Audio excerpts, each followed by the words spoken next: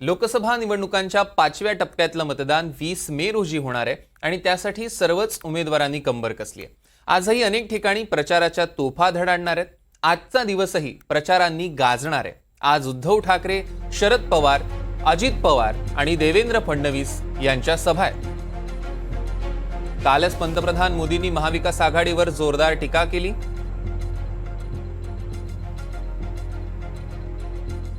दरम्यान काल पंतप्रधान नरेंद्र मोदी ज्या घाटकोपरमध्ये आले होते त्या घाटकोपर येथील होर्डिंग दुर्घटनेत अजूनही बचाव कार्य सुरू आहे। त्यामुळे होर्डिंग दुर्घटनेतील संख्या आता वाढण्याची भीती वर्तवण्यात येते, कारण होर्डिंग दुर्घटनेत अद्यापही बचाव कार्य सुरूच आहे। आपण बघतोय 2 दिवसांपूर्वी मुंबईत धुळीचं वादळ आलेलं होतं। प्रचंड असा पाऊस झाला आणि घाटकोपरमध्ये होर्डिंग कोसळल्याची दुर्घटना घडली आणि त्या दुर्घटनेत अद्यापही बचाव कार्य सुरूच असल्याचं कळतंय। मृतांचा आकडा 16 वर होता, मात्र आता तो आकडा वाढण्याची भीती वर्तवण्यात येते। दृश्यांमध्ये आपण बघू शकतोय कशा पद्धतीनं अजूनही काम चाललेलं आहे। या पेट्रोल पंपकडे असलेल्या अनेक गाड्यांचा अक्षरशः चुराडा झाल्याचं आपण दृश्यांमध्ये बघतोय आणि ही आपण ताजी दृश्य बघू शकतोय। आपण आपल्या टेलिव्हिजन स्क्रीनवर बघू शकतोय कशा पद्धतीनं गाड्यांचा अक्षरशः कच पडलेला आहे आणि ढिगारा उपसण्याचं काम अद्यापही सुरू आहे। आपण बघतोय अनेक टॅक्सीज असतील किंवा खासगी गाड्या या होर्डिंग खाली सापडलेल्या होत्या। अनेक गाड्या ह्या पावसापासून बचाव करण्यासाठी त्या होर्डिंगच्या आसऱ्यासाठी आल्या होत्या आणि दुर्दैवानं ही घटना घडली। या संदर्भातले अधिकचे अपडेट्स घेऊया। जुई जाधव आपल्या प्रतिनिधी आपल्यासोबत घटनास्थळावरून जोडल्या गेल्यात, त्यांच्याकडून। जुई, आपण बघतोय आता घाटकोपर दुर्घटनेला साधारण 2 ते 3 दिवस उलटून गेलेले आहेत। सध्या नेमकी काय स्थिती आहे? कारण अजूनही ढिगारा उपसण्याचं काम सुरू आहे, अजूनही काही खाली लोक अडकल्याची भीती देखील वर्तवण्यात येते। काय अपडेट्स द्या? सौरभ, घाटकोपर दुर्घटनेचा आजचा 3रा दिवस आहे। 3रा दिवस उजाडला असला तरी देखील शोध कार्य अजूनही सुरू आहे।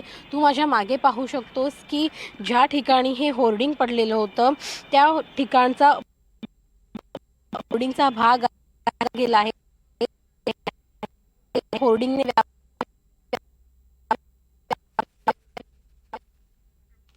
काही तांत्रिक कारणांमुळे जुई यांच्याशी आपला संपर्क होऊ शकत नाही। आपण त्यांच्याकडून घटनास्थळाचा आढावा घेणारच आहोत, पण तुर्तास आपण आज सकाळची ही ताजी दृश्य बघतोय। ही आत्ताची दृश्य आहेत कशा पद्धतीनं अजूनही ढिगारा उपसण्याचं काम सुरू आहे, कारण प्रचंड महाकाय असं होर्डिंग कोसळून पडलं होतं आणि जवळपास 16 जणांचा त्यात मृत्यू झालेला आहे। अजूनही बचाव कार्य सुरूच असल्याचं कळतंय। आज 3रा दिवस उजाडलेला आहे आणि अजूनही काही जण या ढिगाऱ्याखाली अडकले अशी भीती वर्तवण्यात येते। त्यांचा शोध सुरूच आहे। पुन्हा एकदा प्रयत्न करूया। आपल्या प्रतिनिधी जुई जाधव आपल्यासोबत जोडल्या गेल्या। जुई, मगाशी काही कारणानं आपला संपर्क होऊ शकला नाही, मात्र आपण बघतोय अजूनही तिकडे ढिगारा उपसण्याचं काम सुरू आहे, हे तुमच्या मागे दिसून येते। काय अपडेट्स द्याल? सौरभ, निश्चितच तू माझ्या मागे पाहू शकतोस की घाटकोपर दुर्घटनेचा ढिगारा उपसण्याचं काम अद्यापही सुरू आहे। 3रा दिवस उजाडला असला तरी देखील हे शोध कार्य अजूनही सुरू आहे।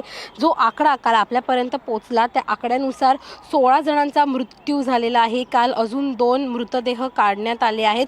मात्र ही जी दृश्य समोर दिसत आहेत, हा जो एक पिलर आहे त्या पिलर खाली गाड्या अडकलेल्या आहेत आणि त्या गाड्यांखाली देखील जे अडकलेले लोक होती, काही मृतदेह त्याच्यामध्ये असू शकतात। आजचा 3रा दिवस आहे आणि 3ऱ्या दिवशी देखील त्यांना बाहेर काढण्याचं काम NDRF टीमतर्फे सुरू आहे। जर आपण इथे पाहतोय की पोलीस देखील आता इथे मोठ्या संख्येने उपस्थित झाले आहेत, कारण का अजूनही काही नागरिक आतमध्ये अडकली असल्याची माहिती त्यांना मिळालेली आहे। काल खरं तर बहुतेक भाग या पिलरचा काढण्यात आलेला आहे आणि आज हा एक शेवटचा पिलर आहे, तो देखील काढला जाईल आणि आज हे जे बचाव कार्य आहे ते संपुष्टात येणार आहे। जवळपास 3 दिवसांनंतर एक मोठा हादसा जो झाला होता, ही एक मोठी घटना जी घडली होती, त्यापासून लोकांना बचावण्याचं काम हे आज थांबणार आहे आणि मृत्यूंचा आकडा देखील वाढण्याची शक्यता वर्तवली जाते। सौरभ, निश्चितच त्यामुळे हा आकडा किती वाढतो हे बघणं महत्त्वाचं ठरणार आहे.